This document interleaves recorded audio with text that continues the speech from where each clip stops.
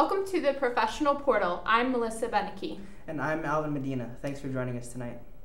Tonight we are talking about an important concept of the 21st century.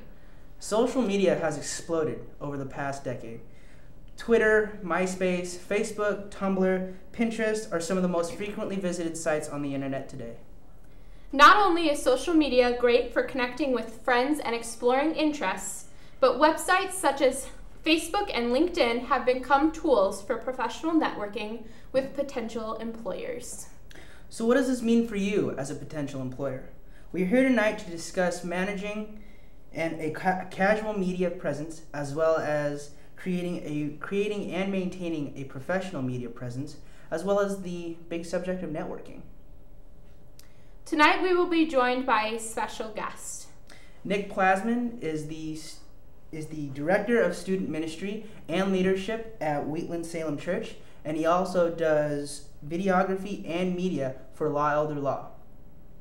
We are thrilled to have Nick with us tonight to talk about social media and how networking has affected his professional career. At the end of this segment, we are actually going to take some time to hear what you're thinking. So get your phones and iPads ready, tweet us your questions, and we'll answer them in just a few minutes. But before we get to Nick, we want to talk about your social media presence.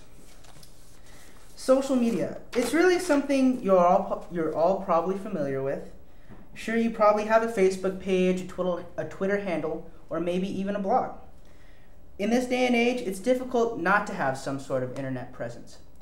Even the children who haven't even reached high school yet are starting to talk to each other, communicate, discuss their taste in music, and put very private thoughts on the internet for everyone to see.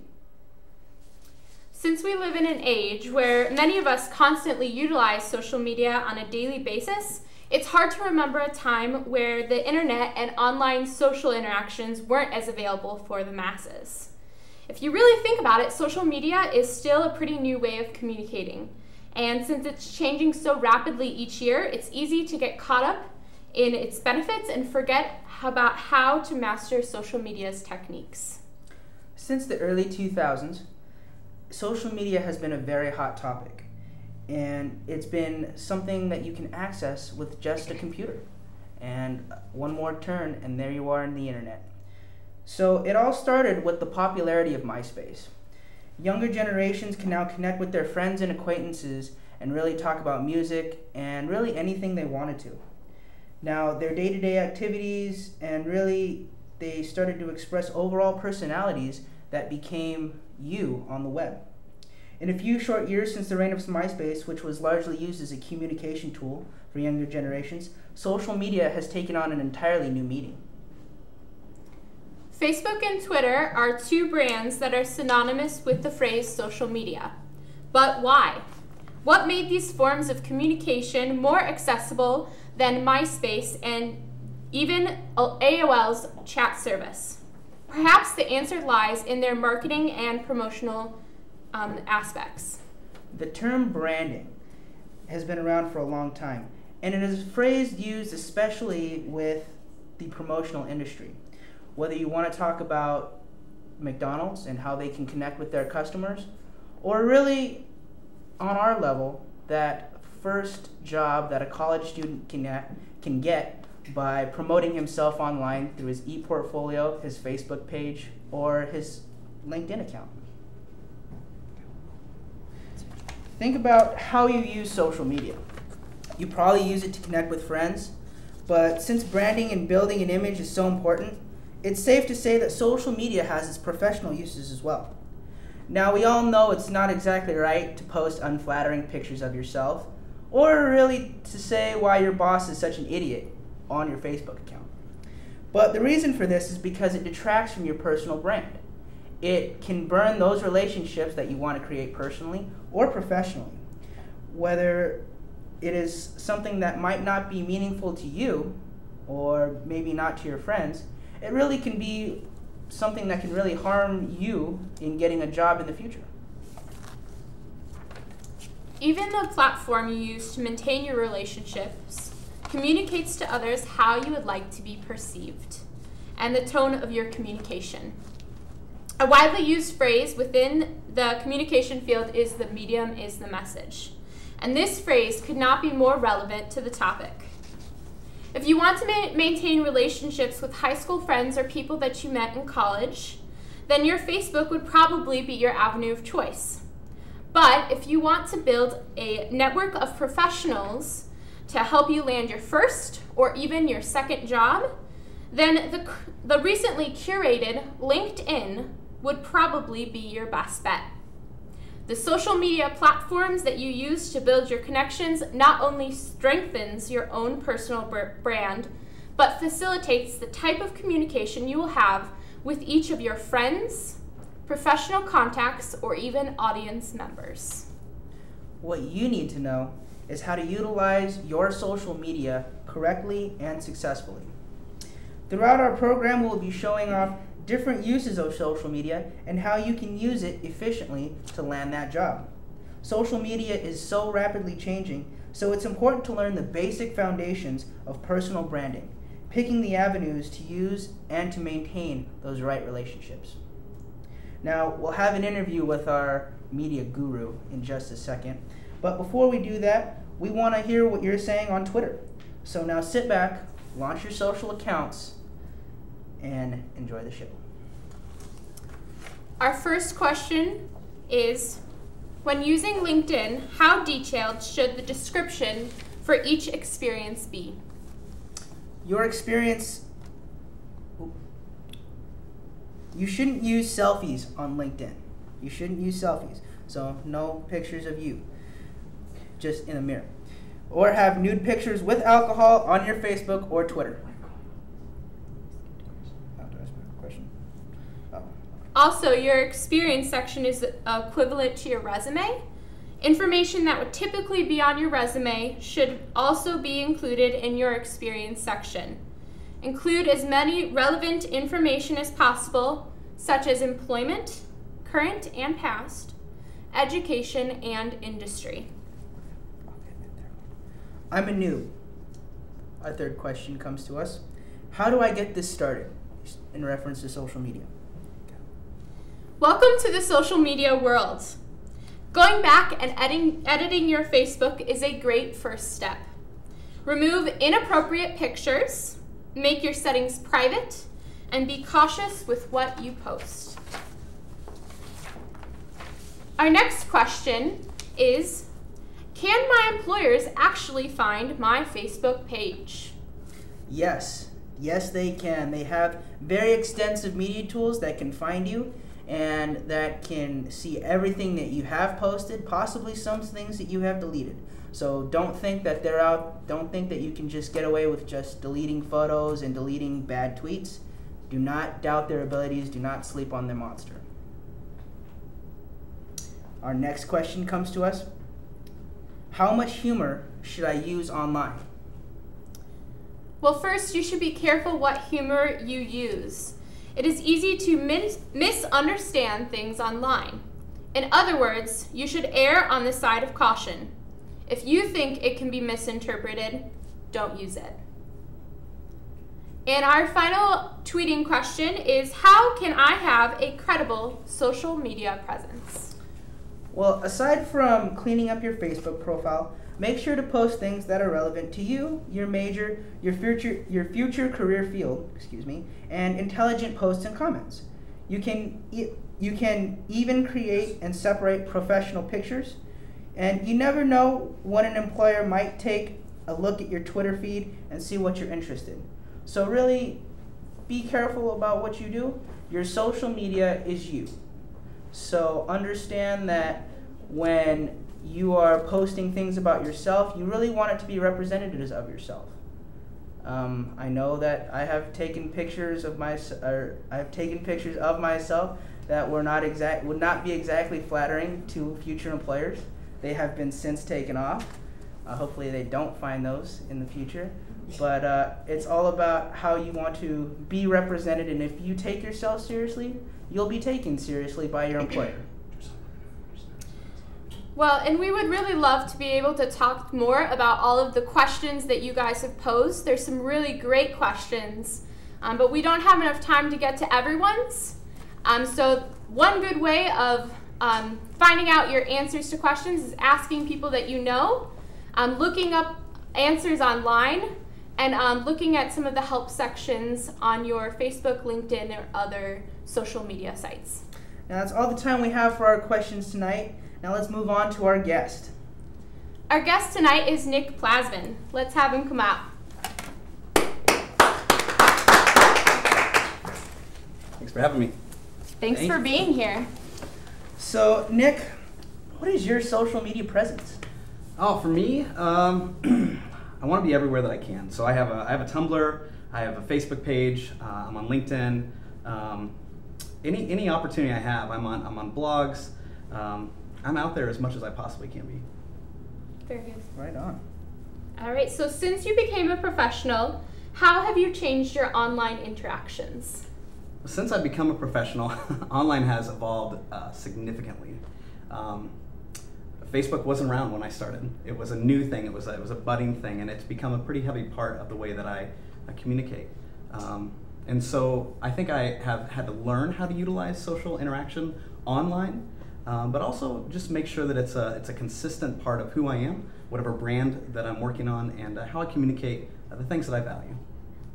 So as a professional, what types of media are you most frequently using? What types are you encountering most? Oh, I would say that I'm using Facebook on a daily basis. And I think that I'm seeing that people see Facebook as a blend of their personal lives and their professional lives. It's an interesting way to communicate the message. You used the medium as the message earlier. Mm-hmm. I think I see that a lot on Facebook. I also see it happening on Twitter all the time, people blending both their professional and their personal lives. But I think that when we looked at LinkedIn, that really kind of tells the story of who we are professionally and what that means for us. How has social media transitioned since you began in your career field? Yeah, so like I was saying before, I think that social media has become a brand new thing for us. As far as transitioning, it's really become alive. It's become a new thing for people to utilize. And yeah, I think it's become alive, it's become vibrant, it's become a necessary component of everyday communication for professionals. Can you give us an example of that? Yeah, so I think not only does it apply to my own journey and my own experience, I think I want to ultimately tell the story of who I am and what I value. I want to make sure that the company that I work for, that their story is being told. And I've gotten an opportunity to work in a few different places, and I want to make sure that the story is told consistently. What do I value? Who are the people that I'm interacting with? And what are the things that I'm trying to work towards? I want that to be told both professionally and personally, and I want that to be a consistent message. And so no matter who I'm working for, I want to make sure that they see that and our customers see the same thing. So as a professional, how has social media changed the way you network? Oh, completely changed it. One of the things that I have been really excited about is utilizing social media, like LinkedIn, for instance. LinkedIn has become such a necessary piece of what I do that actually this last week, this is a perfect example. I had a friend of mine who was looking for a new job. He's interviewing at a new company, and he contacted me on LinkedIn and said, how do you know person X on in your LinkedIn profile? And I looked through and I found out that I knew this person because of a professional connection. And it turns out that he was looking for a recommendation from me because I had known this person.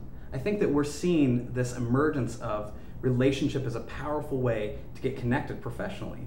And so when I see people looking for jobs, when I see professionals expanding on their brand, or when I see people in their everyday life, I see them making sure they're utilizing social media better. All right, and have you ever used social media as a tool to assess your staff or potential employees? Yeah, absolutely.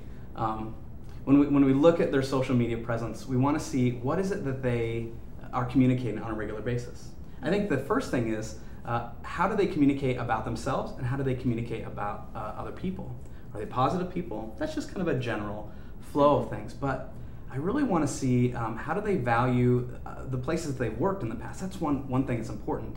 Do they treat their work as a place that they respect highly, or do they find that social media is an outlet for them to complain and really talk negatively about their brand?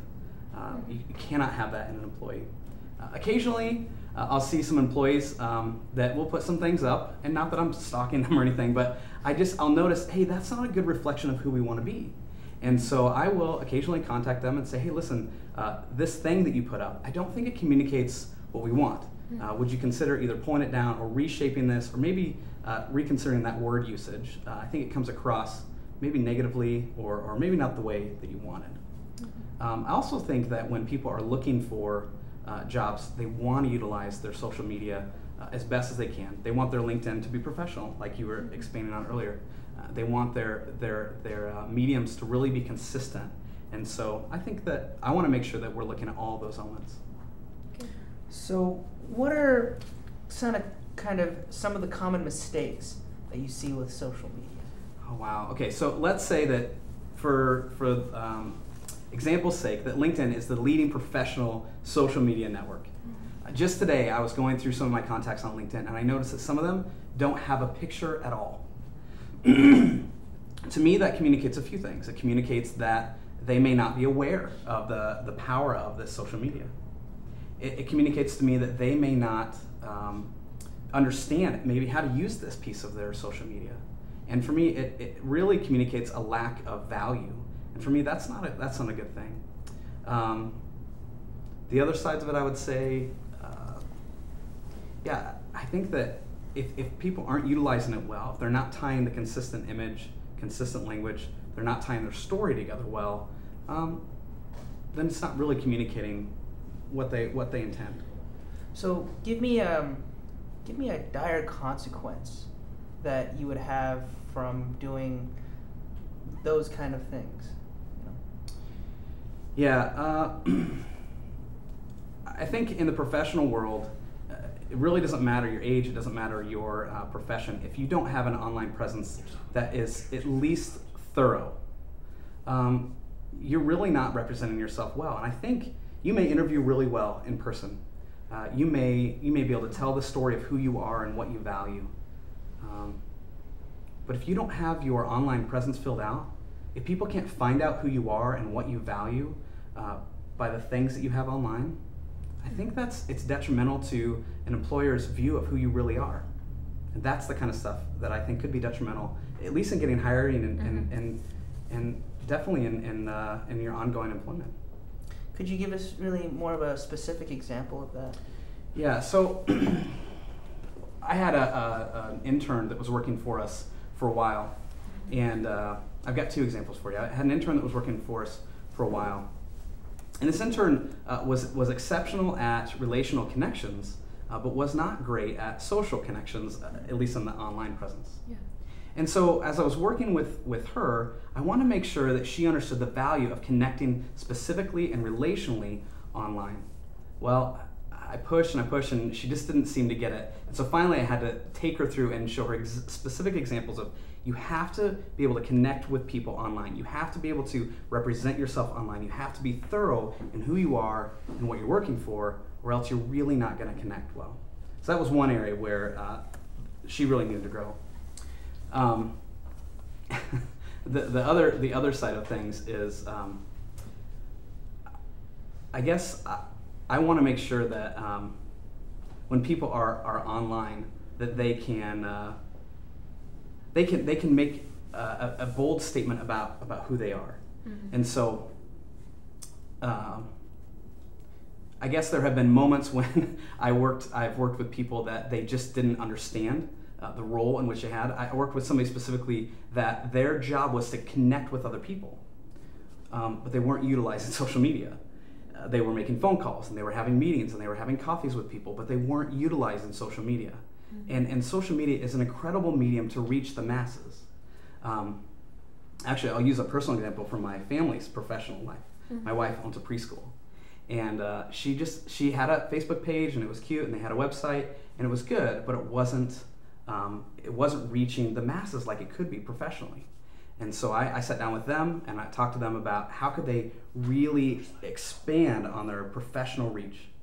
And they began to do simple things in their preschool. They got permission slips to take photos of children in their classrooms.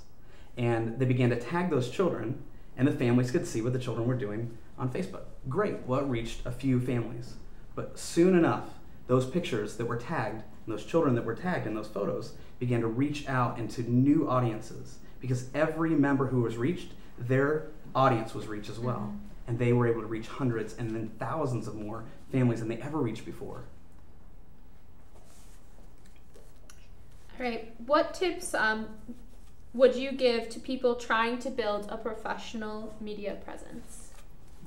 Yeah, I would say that if you're trying to build a professional media presence, you've got to be able to communicate your story, as I said before.